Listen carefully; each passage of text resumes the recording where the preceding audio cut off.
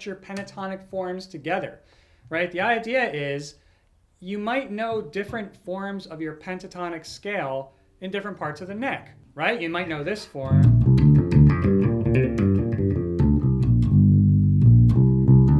That's everybody's favorite. It's like the first form. It's what everybody learns, right? And you're like, well, I also know this form because this is the octave, right? So I know I can go.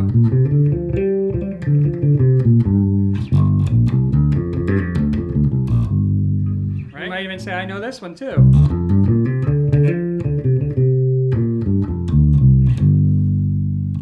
But just knowing those isolated is not as cool as being able to connect them together. If you can connect them together without playing through each one, it's really sweet because for a couple different reasons. First of all, it'll sound a lot better. It doesn't sound like you're just doing an exercise, right? It sounds like more like you're playing a song.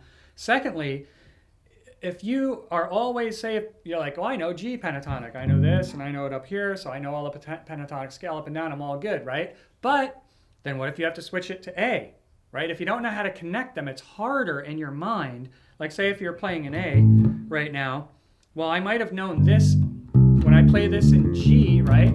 I can go up to this spot here, right? Because I know this one, that's the octave. But if you're playing an A, okay, I got my first form here. Ooh, now I got to find that other one. Well, I was in, let's see, I was in, when I played it in G, I was here, so A must be one up, so I'm going to go, you know, it's a lot harder. If you have these little, it's very simple. If you have these simple connectors, man, it's awesome. So let's actually get right into it. I'll show you some cool connectors. Okay, so let's say if you know a pentatonic scale, the first, like everybody does, and let's say you know this one up here, right?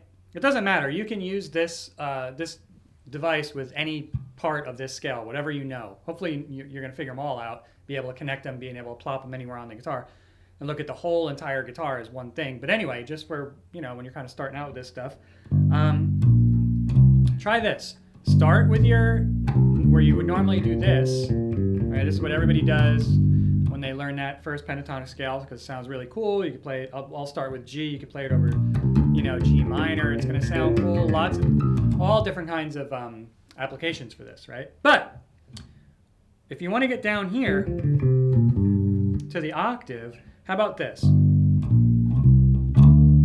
You're going to slide. Now you're in this part of the pentatonic scale, which is the one right before the octave that's over here. So all you need to do, instead of going vertically, right? I had to think about that for a second. Instead of going vertically up and down on the neck, think about going this way and this way, right? So I'm gonna do this. So I didn't even go. Instead of doing this here, right? I'm gonna go. And I'm gonna slide it. And I'm gonna go one more step. Instead of doing that there, it's the same exact notes. This is the crazy trick, right? It's the same exact notes, but you're playing it along the neck instead of up and down. And that's gonna help you because you're gonna be able to get into different positions. And it sounds cool. So look, now I'm in this part.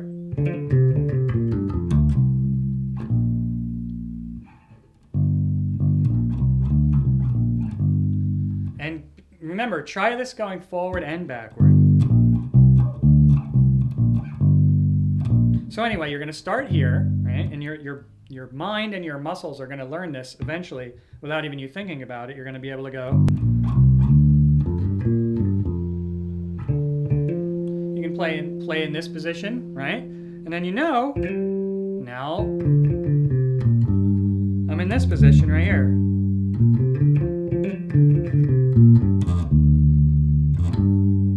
And there's my octave right there. So here's the cool thing about it. Let's say I go.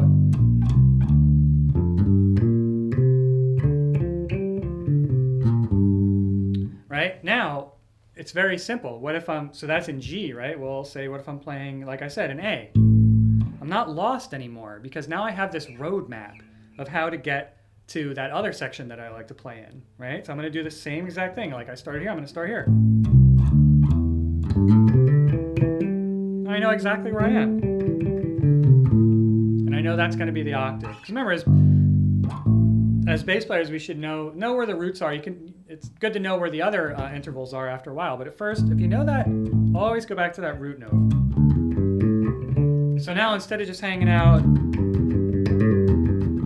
in this position here, I can, whenever I want to,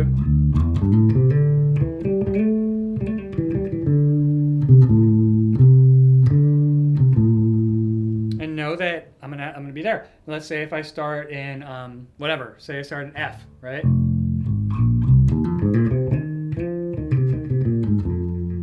Right? It's like connecting your scales together, and what you'll do is eventually you will have, everybody has favorite parts of the neck that they kind of want to play in, but this is going to allow you to be able to get into that spot, to be able to play in it no matter what key you're in. And eventually you'll start, it won't even matter what key you're in, you'll just be able to play all over the neck, no problem. It's just going to be like a muscle memory. So I'll show you what I was doing in the beginning there. Just for fun, I was in the first position right here, right? I'm on the 3rd fret. This is G, right? G minor pentatonic. I'm on the 3rd fret and 5th fret. I'm sorry, 3rd fret and 6th fret of the E string. And then I'm over on the octave of that G, right? Always know where your octaves are. That's where your root note is. And I did a little vibrato right there. And the cool thing you do is too, what I did was I didn't hit that note again. Once I had the vibrato going, I just slid it. Which is hard to show slowly because the note doesn't have the sustain. See how I just slid it right up to the 8th fret, and then I was in this position here. And I just, from here, I just went back down to that 1st position. And then from here, guess what? Did my little connector road map right there, the little red line that goes between the continents in Indiana Jones. And then I was here. So now I know I like to play up in this position. And then what I did was I extended it even more.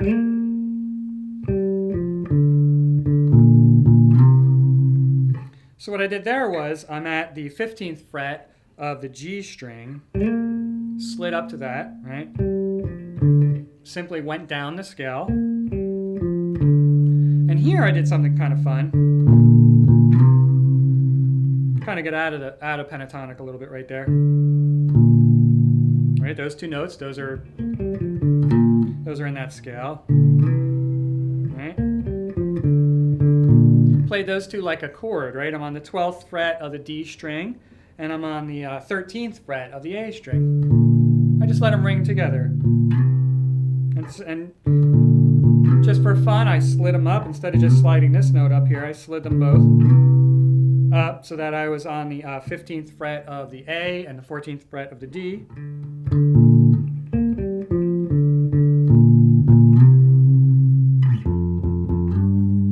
And then I just basically brought it back and slid up from a half step down into the octave, right? Because we're in G.